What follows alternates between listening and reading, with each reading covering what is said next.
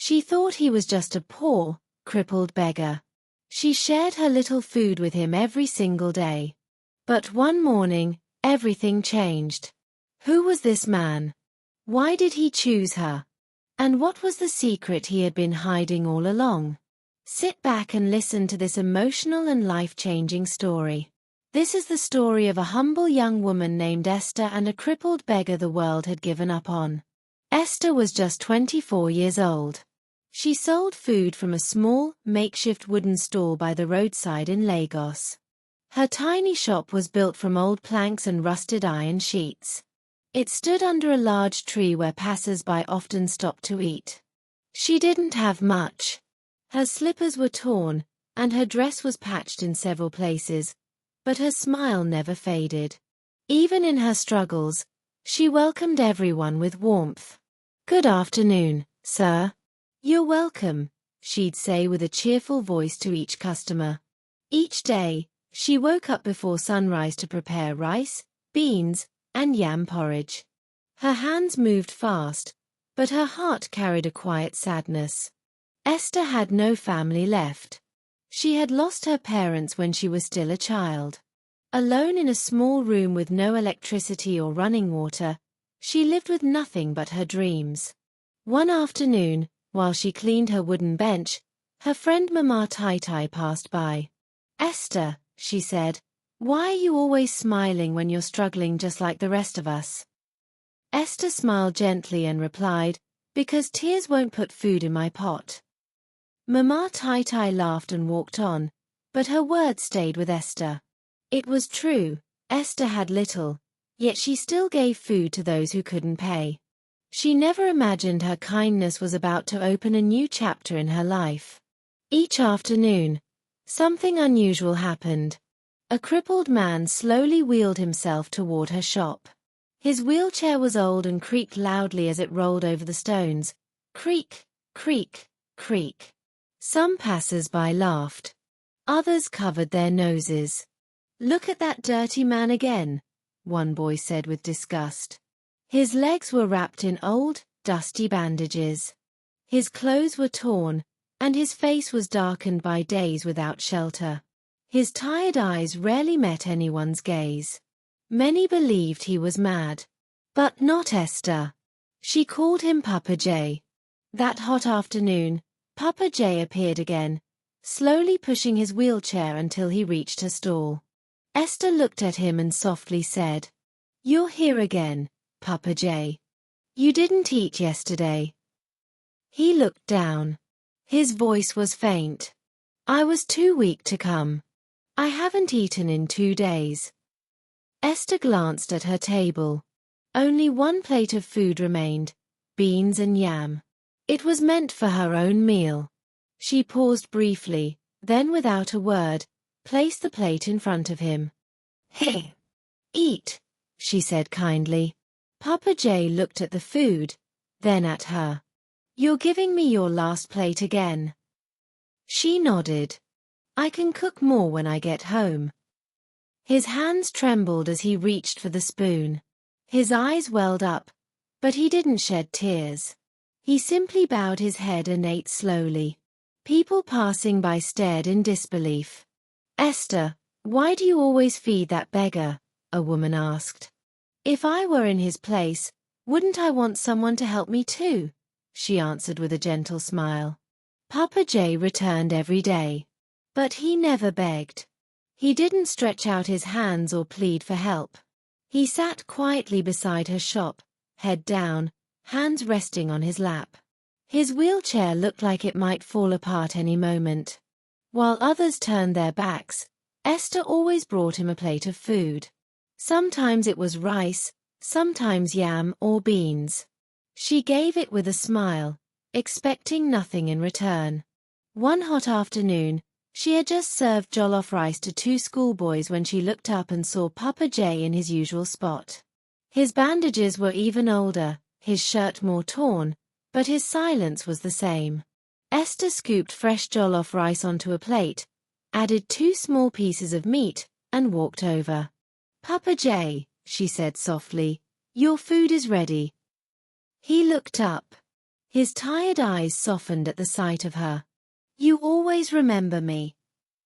Esther knelt and placed the food on the small stool beside him. "Even if the world forgets you," she whispered, "I won't." Just then, a sleek black car stopped right in front of her shop. A man stepped out, dressed in a spotless white shirt and polished shoes. His presence was strong and commanding. Esther stood up quickly and wiped her hands. "Good afternoon, sir." "Good afternoon," the man replied, but his eyes were not on her, they were fixed on Papa J. He stared for a long time, not blinking.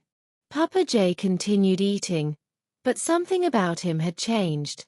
His chewing had slowed. The man took a slow step forward, head tilted slightly, as if trying to recall a distant memory. Then he turned to Esther. "1 plate of jollof rice, please. With meat." She quickly served him. But even as he accepted the plate, his eyes kept drifting back to Papa J. Without saying another word, he entered his car and drove off. The next morning, Esther woke up as usual. She swept the area in front of her shop and prepared the table. As the sun rose, she looked down the street. "Any moment now," she whispered. "Papa J will come." But hours passed. No sound of creaking wheels. No sign of him. By noon, worry filled her chest. She walked to the roadside and scanned both directions. Still nothing. She turned to Mama Tai Tai. "Auntie, did you see Papa J today?" Mama Tai Tai laughed. "Maybe he crawled to another street. That old man doesn't even have legs." Esther didn't laugh. She asked the boys selling sachet water, but they hadn't seen him either. She even approached the bike man nearby. "Have you seen Papa J this morning?"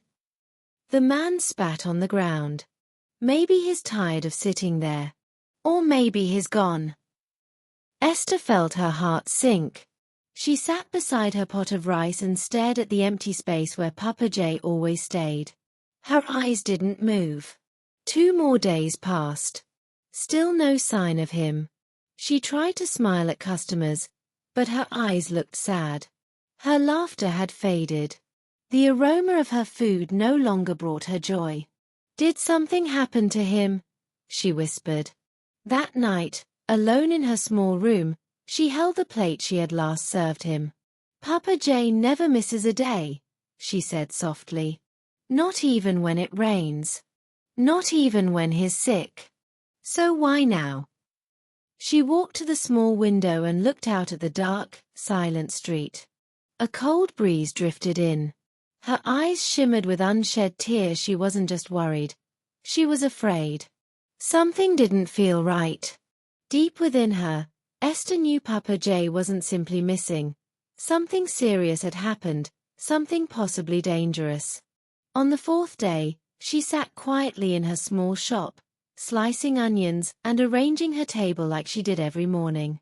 Smoke curled from the fire as water boiled for rice. Then, without warning, a black car stopped in front of her stall. A tall man stepped out. He wore a bright red cap, shiny shoes, and expensive clothes. Esther had never seen him before. He didn't greet her or smile. He simply walked up to her table and handed her a brown envelope. Esther stared at it, confused. What is this?" she asked, holding it with both hands. The man didn't answer. He just said, "Read it. Don't tell anyone." Then he turned around, got back into the car, and drove away. She glanced around. No one was watching. With trembling hands, she opened the envelope. Inside was a single sheet of white paper. Slowly, she unfolded it. Just a few words were written. "Come to Grenell Hotel by 4 p.m. Don't tell anyone. From a friend." Esther stood frozen. Her mouth opened slightly, but no sound came out. Her hands shook as she read the note again. "Grenell Hotel," she whispered. "But I've never been to a hotel before." She stared at the paper, heart pounding. Who sent this? What kind of friend? She looked down the road. The car was already gone. She held the envelope to her chest and looked up at the cloudy sky. One thing was clear, she had to go. At exactly 3:30 p.m., Esther stood in front of her shop, lock in hand. She took a deep breath and shut the wooden door, turning the key twice. God, please go with me, she whispered. She walked to the road and flagged a tricycle. Grenell Hotel, she told the driver. As the vehicle moved through the noisy streets of Lagos, Esther held the envelope tightly, her heart racing. She didn't know who sent the letter or what awaited her, but something told her this was no ordinary day.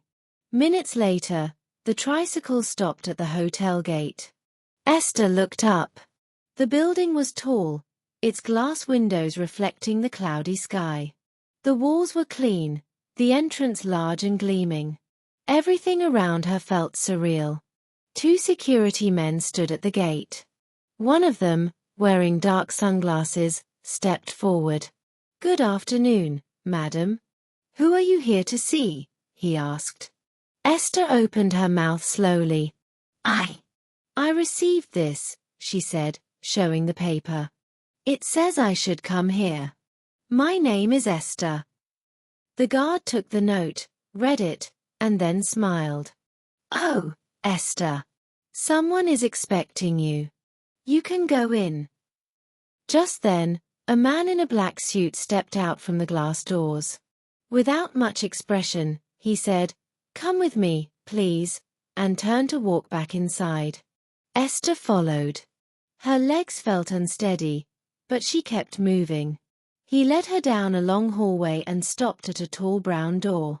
Turning to her, he said, "Someone is waiting inside." Esther's heart pounded. She looked at the door, then back at him. "Can I go in now?" she asked. He nodded. "Yes. You're safe." She took a deep breath and gently pushed the door open. There, in the center of the room, sat a man in a wheelchair.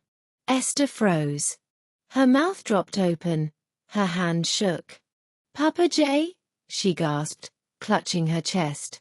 But the man before her didn't look like the old, tired figure who used to sit beside her shop. His hair was neatly combed, his skin fresh. He wore a crisp white shirt with gold buttons and a shiny wristwatch. The wheelchair looked new and polished. He no longer appeared weak. He looked composed, confident, even powerful. He gave her a warm smile. "Esther," he said softly, "come in." She couldn't move at first. Her heart thudded in her chest. "Papa J, is it really you?" she asked, still stunned. He nodded. "Yes, Esther. It's me." He gestured toward a chair opposite him. "Please, have a seat." Slowly, she sat down, eyes still locked on him like she couldn't believe what she was seeing. "My name is not really Papa J," he said gently. Esther blinked. "It's not." "No," he replied with a calm nod. "My real name is Chief George. I'm a billionaire." Esther sat still, her hands resting in her lap, staring in disbelief. "A billionaire?" she whispered. "Yes," he said. "I own several companies. I've built homes, schools, hospitals. I've made more money than I ever imagined." She looked at him, confused. "Then why did you pretend to be poor?" He smiled again, though his eyes were serious now. "I wanted to see the truth in people. I grew tired of kindness that only shows up when others are watching. I wanted to meet someone who gives without expecting anything. Someone who helps just because it's right." Esther's eyes glistened. "You gave me food," he continued. "You gave it with a smile. You never asked who I was or what I could give you. You didn't mock me. You didn't walk away. That's why you're here." He leaned slightly forward. "Every year, I choose 10 people. people who show true kindness. And I help them become millionaires. Because people like you can change lives too. Esther sat in stunned silence, still absorbing his words. Then Chief George gave a small smile and placed both hands on the arms of his wheelchair. Esther leaned forward instinctively. And then, he stood up. Her eyes widened. Her mouth opened in shock. You can walk?" she asked, barely able to believe it. He nodded. "Yes, I can." She leaned back in her chair, staring at him like he was a ghost. "But why pretend?" she asked. "Why stay in a wheelchair all this time?" He looked directly into her eyes. "Because I wanted to know who would care for someone who looked broken. I wanted to find those with a good heart, not just good manners." Esther's lips trembled. Her eyes filled. A tear slid down her cheek as she whispered softly, "I didn't help you because I wanted anything," Esther said softly. "I didn't know you were rich. I just felt it was the right thing to do." Chief George smiled gently and stepped closer. "That's exactly why I chose you," he replied. He stood still for a moment, his eyes warm and full of meaning. Then he said, "Esther, follow me. There's something I want to show you." Esther looked up, surprised. "Something?" "Yes," he said with a quiet smile. "It's part of your reward. People with good hearts like yours deserve good things." She stood up slowly, her voice a little uncertain. "Okay." Chief George opened the door, and Esther followed. Two men in black suits were already waiting in the hallway. They nodded and began walking behind them. Everything still felt unreal to Esther, like she was walking through a dream. As they stepped outside, Esther froze. Her eyes widened at the sight before her. 5 sleek black SUVs lined up in the car park, polished to shine like glass. Each had suited men standing beside them. Chief George walked straight to the first vehicle, and a man quickly opened the door for him. He looked back at Esther with a reassuring smile. "Come in, Esther." She took a deep breath and climbed in. As the door closed, the rest of the convoy moved in formation behind them. It felt like something out of a movie. Esther sat quietly, heart pounding, unsure of what lay ahead. The cars glided through the city streets. She looked out the window, watching people hurry by, buses moving, shops opening, but her mind was swirling with questions. Where were they going? What was this surprise? After about 30 minutes, the cars turned into a peaceful, clean road. Everything looked new, shiny glass buildings, fresh paint, elegant signboards. Then, the convoy came to a stop. Chief George stepped out, and a guard quickly opened Esther's door. "Come," he said warmly. Esther followed and then stopped in her tracks. Right before her stood a magnificent building, tall, wide, elegant. It wasn't just a restaurant. It was a luxurious establishment made for the elite. The glass windows stretched from top to bottom. Smooth white walls gleamed, and golden door handles sparkled in the sunlight. Beautiful flowers decorated the entrance. Her eyes landed on the signboard above the entrance, Esther's Place, home of sweet meals. She stepped back in disbelief and looked again. Is this real?" she whispered. Chief George gave a soft nod. "Yes. It's yours." "Mine?" she said, hardly able to breathe. He reached into his pocket, pulled out a bunch of keys, and handed them to her. "Go inside." With trembling hands, Esther took the keys and approached the door. She opened it slowly, and gasped. The inside looked like something from a dream. The floor shone, the chairs were large and inviting, the tables sparkled like they were made of glass and gold. The lights above looked like stars, and the air smelled clean and new. In the spacious kitchen, she saw everything: gas cookers, clean pots, deep freezers, fridges, and uniforms for staff. She turned around slowly, eyes brimming with tears. "You did all this for me." Chief George stepped beside her. "Yes. You fed me when you had little. Now I want to give you a place where royalty will dine. You'll never suffer again." Esther dropped to her knees and covered her face, weeping, not from sadness, but from joy. "I don't even know what to say." "You don't need to," Chief George said gently. "Your kindness has already spoken for you." From that day, Esther became the proud owner of a grand food plaza in Lagos. Gone were the days of her small roadside table. This new place was elegant and full of life. The floors gleamed, the walls sparkled with soft lights, gentle music filled the air. Customers walked in and felt peace. She no longer needed to cook or serve. Professional chefs in white coats handled the kitchen. Waiters in fine uniforms moved gracefully, delivering meals with smiles. Esther now sat in her office upstairs. Her name was on the door. Her portrait hung proudly on the wall. Everyone respected her. But even with all the luxury and recognition, Esther never forgot where she came from. She never forgot Papa J. And she never forgot how one small act of kindness changed everything.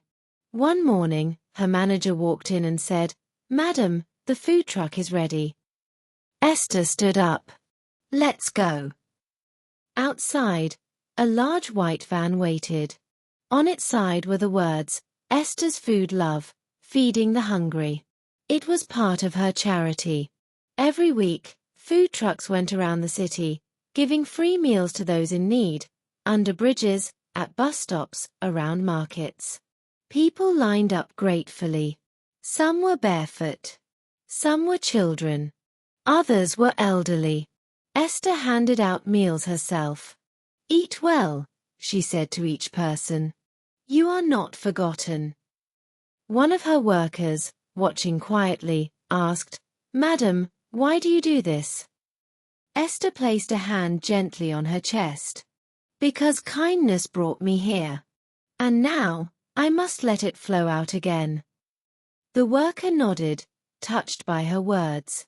And as Esther watched people smile while eating, the sunlight fell softly on her face.